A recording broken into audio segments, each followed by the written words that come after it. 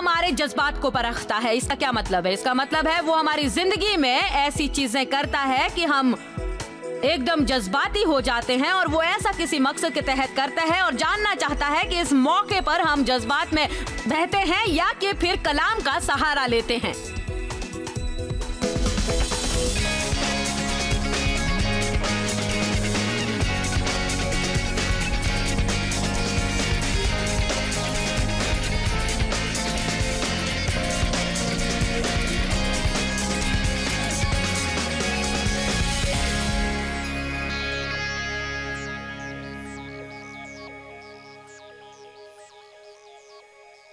लुत्फ उठाइए रोजमर्रा की जिंदगी का। मैं खुशामदीद। इस प्रोग्राम में शरीक होने का शुक्रिया। हम बात कर रहे हैं जज्बात पर काबू रखने की।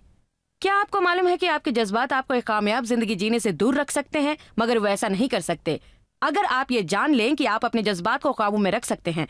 मैं समझती हूँ कि अक्सर हम सोचते हैं मेरे एहसासात पर मेरा इख्तियार नहीं है। ये सच है कि उनका आप कुछ नहीं कर सकते, लेकिन इंतखाब पर आपका इख्तियार है। हमें जज्बात की शय में बहकर अमल नहीं करना है। हम में जज्बात हैं, लेकिन हमें उनका गुलाम नहीं बनना है और ना उनको हम पर हुक्मरानी करने देना है।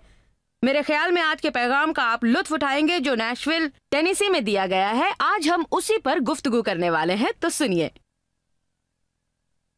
मुझे याद है एक दिन मैं किसी डॉक्टर की डिस्पेंसरी में बैठी हुई थी और वहां एक शख्स था जो थोड़ा बहुत दिमागी मरीज था और बहुत सी दूसरी चीजों का शिकार भी था। मैं किसी से बात करना नहीं चाहती थी। मैं सिर्फ बाइबल पढ़ना और रूहानियत में खोए रहना चाहती थी। यह शख्स मुझसे बात करना चाहता था, लेकिन मैं उससे बात नहीं करना चाहती थी। यह तो जाहिर था कि वो अकेलापन महसूस कर रहा था। वो मुझे किस्सा सुनाता रहा कि किस तरह वो बर्फ पर गिर पड़ा और उसकी टांग टूट गई और किस तरह इस डॉक्टर ने उसकी मदद की। वो अपनी टूटी टांग की दर्द भरी दास्तान सुनाता रहा। मेरा रवैया उस वक्त सही नहीं था, इसलिए मैंने उसकी बातों पर तवज्जो नहीं दी। मैं सिर्फ रूहानियत पर खोना चाहती थी। आप लोग सुन रहे हैं?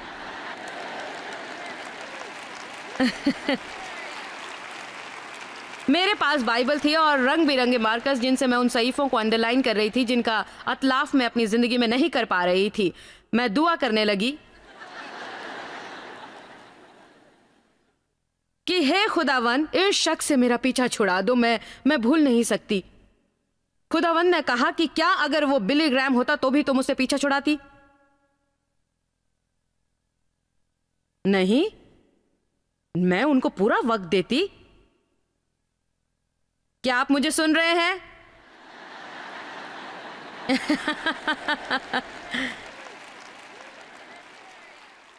गमज़दा लोगों के लिए यीशु के पास हमेशा वक्त होता था। मैं नहीं समझती कि हम उस वक्त तक कामयाब हो पाएंगे जब तक हम अपने एहसास को परे रख कर न जिएं।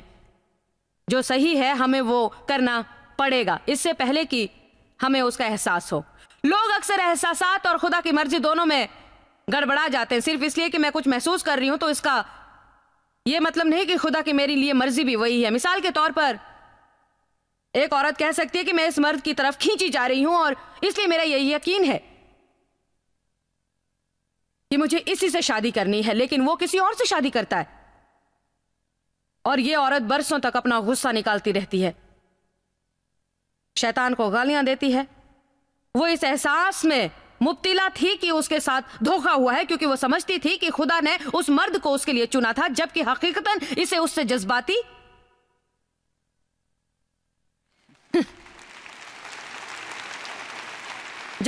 और जिस्मानी दोनों तरह का लगाव हो गया है। तो फिर आप यकीनी तौर पर कैसे पता लगा सकते हैं कि मैं खुदा को सुन रहा हूं? यह बहुत ही आसान है।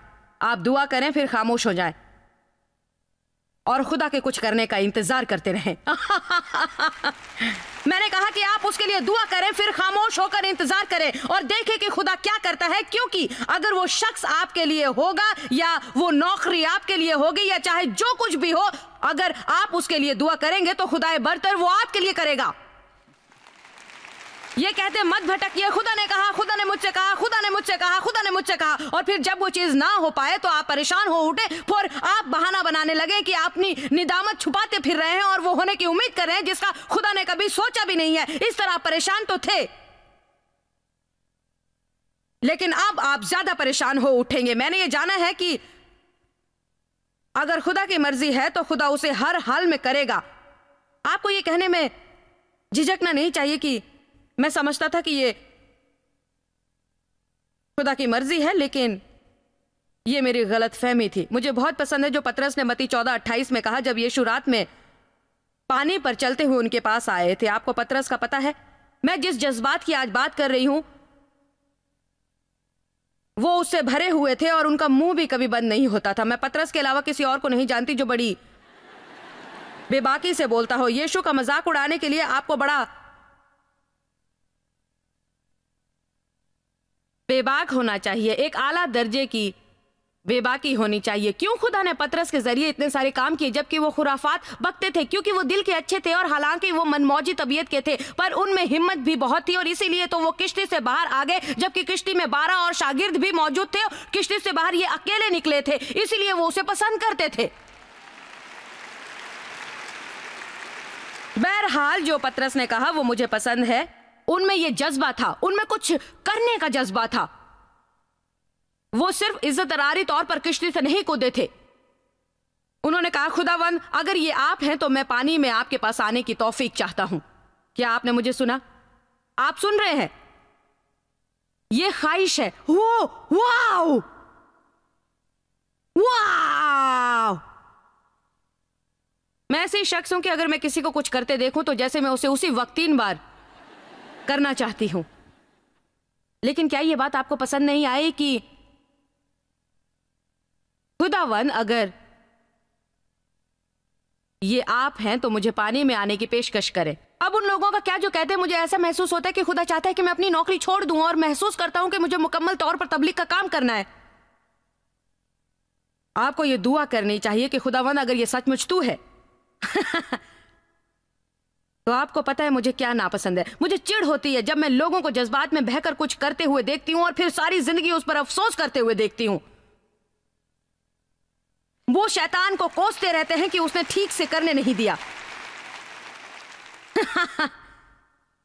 मैं शैतान को कोसती हूं, खुदा ने मुझे मिनिस्ट्री में लाया पर शैतान मेरी मिनिस्ट्री को तरक्की करने नहीं दे रहा है। मेरे पास पैसे नहीं है और उसका जिम्मेदार शैतान है। मैं उसे कोसती हूं, मेरे इज्तिमा में कोई नहीं आता और इसका जिम्मेदार शैतान है। सारा कसूर शैतान का है। आपको पता है मुझे क्या पता चला? अगर मैं खुदा की मर्जी पर चल रही हूं और मेरा दिल साफ है तो शैतान मुझे नहीं रोक सकता, वो मुझे नुकसान नहीं पहुंचा सकता, वो मुझे बरहम कर सकता है लेकिन मुझे वो करने से नहीं रोक सकता जो खुदा मुझसे करवाना चाहता है। और खुदा जो करवाता है उसका हमें सिला भी देता है। मुझे उनसे कोई गिला नहीं जो कुछ करने के लिए बाहर निकलते हैं। आप बाहर आए और देखें कि क्या आपके लिए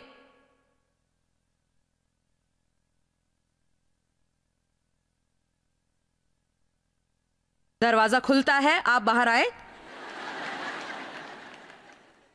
खुदावन ये आपकी मर्जी है, ठीक है, अब तक सब ठीक ठाक है। हमें थोड़ा सोच समझ कर कदम उठाना चाहिए, दुआ करनी चाहिए। अब तो ये ठीक ठाक लग रहा है।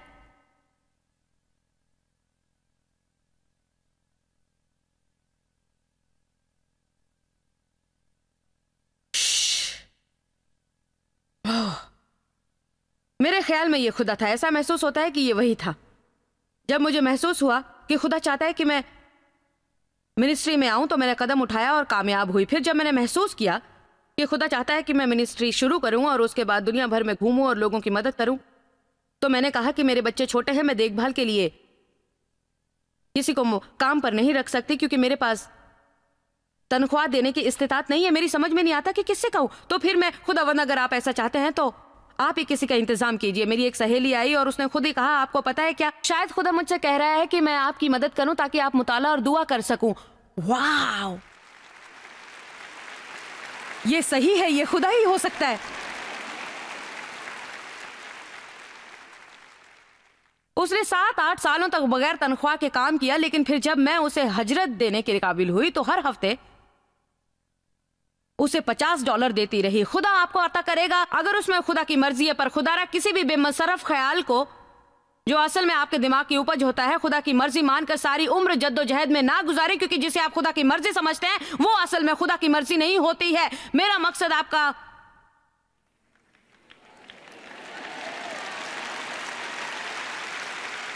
दिल छोटा करना मेरा मकसद नहीं है। और मुझे पता है कुछ लोग सोच रहे होंगे तो हो सकता है ये खुदा ही हो, शायद ये खुदा की मर्जी हो। मैं आपको बताना चाहती हूं कि अगर खुदा आपसे कुछ करने के लिए कहेगा तो पूरी उम्र आपको वो करने के लिए जद्दोजहद नहीं करनी पड़ेगी। रफ्ता रफ्ता वो काम आपको आगे बढ़ाएगा और उसमें खुदा की इनायत होगी। इसका यह मतलब नहीं कि आपको दुश्वारियों का सामना नहीं करना पड़ेगा। पिछले हफ्ते एक लड़की ने मुझसे कहा, मेरे ख्याल में मेरी सबसे बड़ी दुश्वारी यह है कि मैं ये समझ नहीं पाती कि कब सामना करते हुए आगे बढ़ूं और कब पीछे हटकर तर्क करूं। मैं अक्सर सलाह देती हूं कि हमें आगे बढ़ते रहना चाहिए, लेकिन एक वक्त ऐसा आता है जब हमें समझना चाहिए कि क्या खुदा की मर्जी इसमें शामिल है, मुझे आगे बढ़ने में क्या खुदा की वाकई मर्जी शामिल है। कुछ चीजें ऐसी हैं जिसे आप बड़ी मुश्किल से कर पाते हैं, लेकिन बहुत सी दूसरी चीजें हैं जो खुदा को आपके लिए करनी पड़ती हैं। अगर आप वो करेंगे जिससे आप समझते हैं कि खुदा ने आपको ये करने के लिए कहा है। मैं वो नहीं कर पाती जो मैं बगैर पैसों के करती हूँ, खुदा को हमें पैसे देने होते हैं। मैं वो नहीं कर सकती जो मैं तवानाई के बगैर करती हूँ, खुदा मुझे तवानाई देता है। मैं जो कर रही हूँ वो मैं दूसरे लोगों की मदद के बगैर नहीं कर पाऊंगी। खुदा उन लोगों को मेरे पास भेजता है।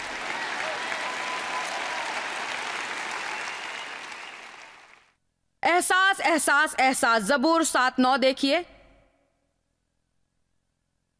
ज़बूर 7:9। काश के शरीरों की बदी का खात्मा हो जाए, पर रास्तबाज को तू कायम रख जो सही है और तेरे कायल हैं, क्योंकि तू ही सादिक दिलों, जज्बात और जहन को जांचता है। मेरे ख्याल में तफसीली बाइबल में ये अच्छी बात कही गई है।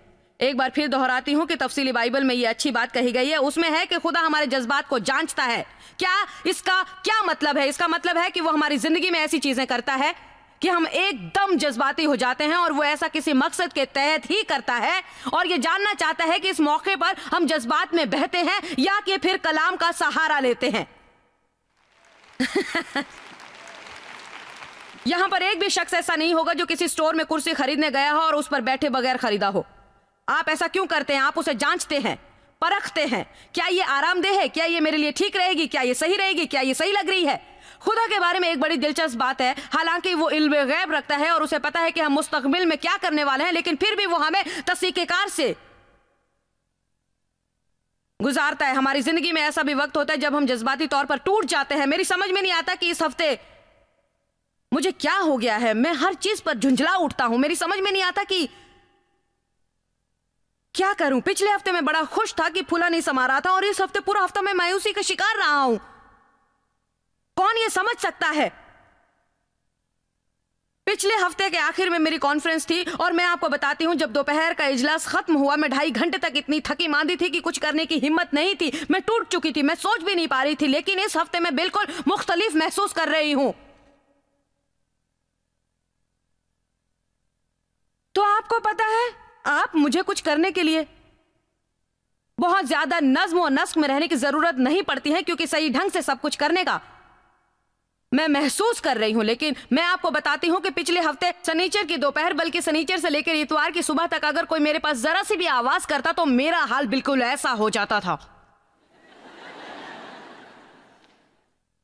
मुझे याद है एक मुकाम पर डेव ने कहा, तुम क्या कर रही हो? उन्हें पता था। कम से कम मैंने यह जाना कि जब मैं वैसा महसूस करती हूं तो मैं खामोश होती हूं। मैं खामोश नहीं बैठती थी, मैं चिल्लाती थी। यीशु ने अपने शागिर्दों से भी कहा है कि ये यूहन्ना 14 में दर्ज है, मैं इस वक्त तुमसे ज्यादा बात नहीं करूंगा क्योंकि वो शरीर आएगा और मुझ में उसकी कोई जगह नहीं है। दूसरे लफ्जों में, वो जानते थे कि वो तनाव में, इसलिए उन्होंने कहा, मैं किसी मकसद के तहत अपना मुंह बंद रखने का फैसला कर रहा हूं। कम से कम जब आपको पता हो आप किसी बदतर जज्बात के बहकावे में आ रहे हैं तो आपको फैसला करना चाहिए कि आप खामोश रहें।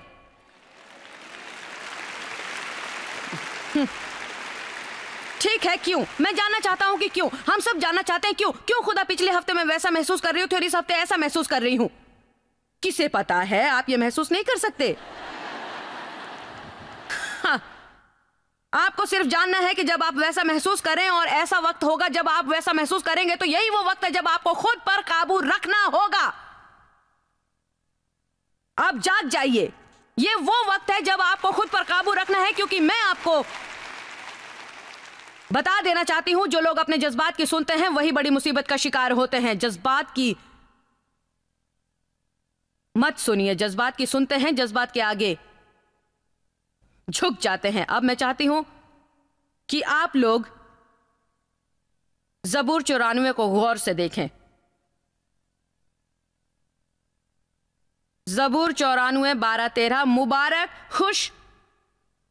खुशकिस्मत और काबिल रश्क है वो आदमी जिसे तू तंबी करता है और अपनी शरीयत की तालीम देता है, ताकि मुसीबत के दिनों में उसको आराम बख्शे, और जब तक शरीर के लिए गड्ढा ना खोदा जाए। इसका क्या मतलब है? खुदा हमें तंबी करेगा, तंबी करेगा, तंबी करेगा और तंबी करेगा उस वक्त तक जब तक कि हम मुसीबत की घड़ियों में भी आराम व सुकून से रहने ना लगे, वो तब तक हमें तंबी करेगा। अगर आप मसीह में नए नए हैं तो ये बात आपको ज्यादा पसंद नहीं आएगी। ये सहीफा मुझे बहुत मायूसी में धकेल देता था, क्योंकि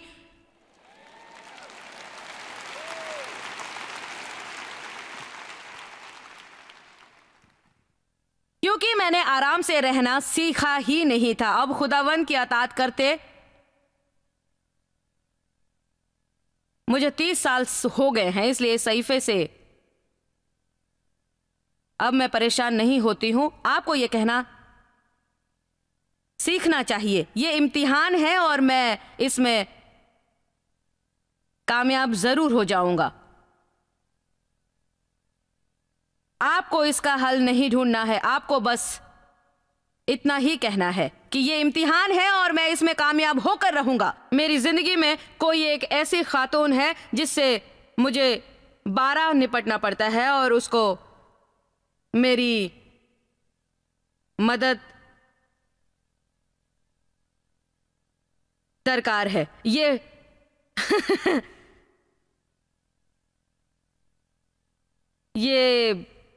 ये खातून बहुत ही ज्यादा जज्बाती हैं।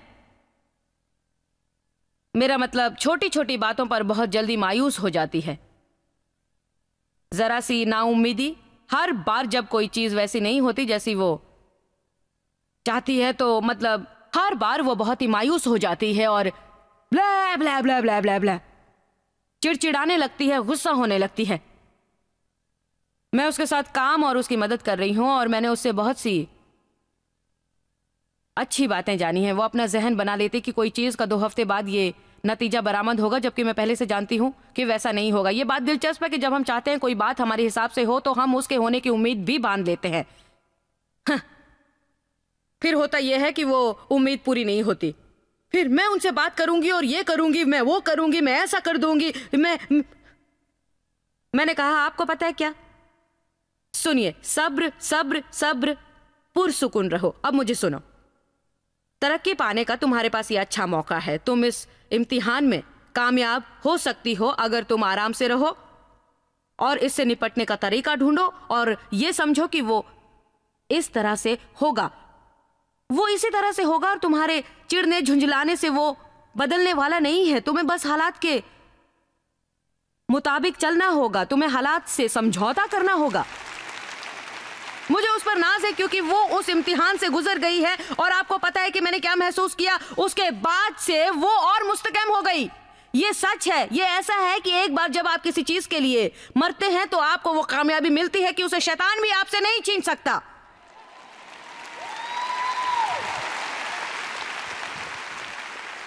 खुदा आपका इम्तिहान क्यों लेता है? वो हमको इन हालात से गुजरने क्यों देता है? क्योंकि सच ये है कि इसी से हमें रूहानी तवानाई मिलती है, इसी से हमारा ईमान पुख्ता होता है। हर बार आप जोलियत के शिकस्त देने के लिए किसी और को नहीं बुला सकते। आपको खुद उसका मुकाबला करना है। मुझे उस पर फक्र है कि अब उसके पास वो है जो कोई नहीं छीन सकता। आपको सिर्फ ये कहना है, पता है क्या, ये इम्तिहान है और मैं कामयाब होऊंगा। आप बाइबल के खुदा की खिदमत करते हैं या कि फिर अपने जज्बात के खुदा को सुनते हैं? जब आप कोई खता करते हैं और उसकी माफी चाहते हैं तो अगर आपका ईमान कलाम पर है तो आप मुसलसल खुद को खताकार क्यों महसूस करते हैं?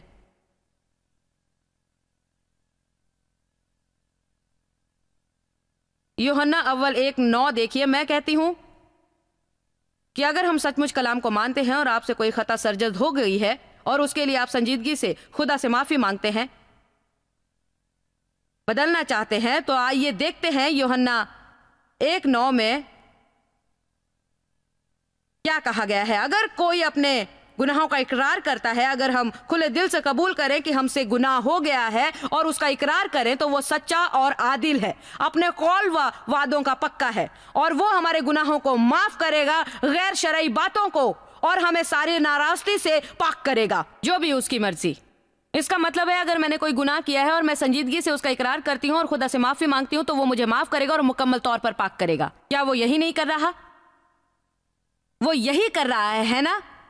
क्यों? हाँ, तो क्या होता है जब हम खुद को गुनहगार महसूस करते हैं? हम खुद को मुजरिम समझते हैं। हमें यह समझना चाहिए कि यह सब सिर्फ हमारे एहसास हैं, इसका खुदा के कलाम की सच्चाई से कोई वास्ता नहीं है। हम ये कहना भी सीखना चाहिए कि आपको पता है क्या, मैं खुद को गुनहगार समझता हूं पर मुझे पता है कि मैं नहीं हूं। हमें जो पता है ना कि जो हम महसूस करते हैं, अगर उसका सहारा लेकर हम जिए तो हम कामयाब होंगे। हाँ, मैं महसूस करता हूं पर जानता हूं, और जो मैं जानता हूं वो सच है, ना कि जो महसूस करता हूं वो सच है। मैं हमेशा खुदा की मौजूदगी महसूस नहीं करता पर मैं जानता हूं कि वो है। मैं हर वक्त उसका फजल महसूस नहीं करता पर मुझे पता है कि वो है। बाज औकात जब मैं यहां ऊपर आती हूं तो घबराहट सी होती है, हमेशा नहीं होती, लेकिन जब होती है तो मैं महसूस करती हूं मुझे ये अच्छा नहीं लगता। कभी कभी मेरे साथ ऐसा क्यों होता है? मेरे ख्याल से ये इम्तिहान है। जब मैं यहाँ मिंबर पर आती हूँ, मैं जो महसूस कर रही हूँ उस पर भरोसा करती हूँ, या कि उस पर जो मैं जानती हूँ खुदा ने मुझे कभी नाकाम नहीं किया।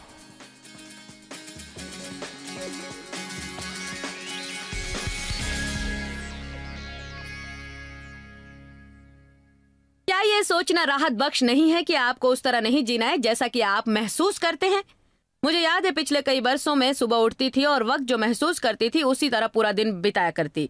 मैं मायूस होती तो सारा दिन मायूस रहती, अगर पस्त हिम्मत होती तो वैसे ही रहती, अगर गुस्सा होती तो वैसे ही रहती, किसी से बात ना करती। वो दिन मेरे लिए बहुत बड़ा दिन था जब मेरी ये समझ में आया कि मुझे अपने जज्बात के आगे झुकना नहीं है, बल्कि मैं अपनी मर्जी के मालिक हूँ और चाहे मैं जो भी महसूस करती हूँ, जो सही है, मैं वो करने का फैसला करती हूँ। आज हम पेश कर रहे हैं मेरी किताब मैनेजिंग योर इमोशंस, जिसने दर हकीकत दुनिया में लोगों की मदद की है। इस किताब के बारे में बहुत सी अच्छी शहादतें हैं, साथ में है मेरी डीवीडी तालीमात इमोशनल हीलिंग्स। हो सकता है कि इस पहलू पर भी आपको मदद की जरूरत हो, या अगर नहीं तो आप किसी ऐसे को जानते होंगे जिसे इसकी जरूरत होगी, और मैं समझती हूँ कि हमें इस्तेमाल करने का खुदा का ये भी एक तरीका हो सकता है कि हम किसी दूसरे की तबलीग करके इस तरह उसकी मदद कर पाए। शायद आपकी समझ में ना आए कि उसे क्या कहें, लेकिन इस किताब और डीवीडी की तालीमात के जरिए मैंने बताया है जो लोगों की जिंदगी को सुकून बख्शेगी, उन्हें चैन बख्शेगी। हम चाहते हैं कि आप सारी मालूमात हासिल करें, इस पेशकश का फायदा उठाएं। फिर मैं चाहती हूं कि आप हमारे साथ जुड़े रहें, क्योंकि अगले हफ्ते हमारा बहुत ही खास प्रोग्राम है, और वो प्रोग्राम है इस्तेसाल पर, और उसके बारे में मैं आपको कुछ बताऊंगी। अगले हफ्ते इस्तेसाल के मौजू पर हमारे कुछ वाकई बड़े दिलचस्प प्रोग्राम हैं। बहुत से लोगों का माजी में इस्तेसाल हुआ है और अब भी वो उसकी कोफ्त में मुब्तिला हैं और वो सचमुच नहीं जानते कि क्या करें, और फिर ऐसे भी बहुत लोग होंगे जिनका इस्तेसाल हुआ और लंबे अरसे तक हुआ, पर वो ये नहीं जानते नहीं कि उनका इस्तेसाल किया गया। बाज औकात कोई बच्चा इस्तेसाल का शिकार होता है और वालिदैन को इसका पता भी नहीं होता कि कुछ तो गड़बड़ है और उसे रोकना जरूरी है। तो हम आपको बताएंगे कुछ अलामतें जिन पर आप ध्यान दें, जिन पर आप गौर करें, और हम कुछ शहादतें भी देंगे कि किस तरह लोग इस लानत से उभर सकते हैं। आपको सारी जिंदगी अपने माजी का दुखड़ा रोते नहीं रहना है। आप शिफा पाकर आगे बढ़ सकते हैं, आप तरक्की कर सकते हैं, आप अपने माजी को माजी में दफन कर सकते हैं। हमारे इस खास प्रोग्राम में शिरकत करें, और अगर आप कुछ लोगों को जानते हैं जो इस्तेसाल का शिकार हैं तो उन्हें ये प्रोग्राम देखने के लिए कहें, क्योंकि मैं समझती हूँ कि ये हफ्ता शिफा का हफ्ता होगा।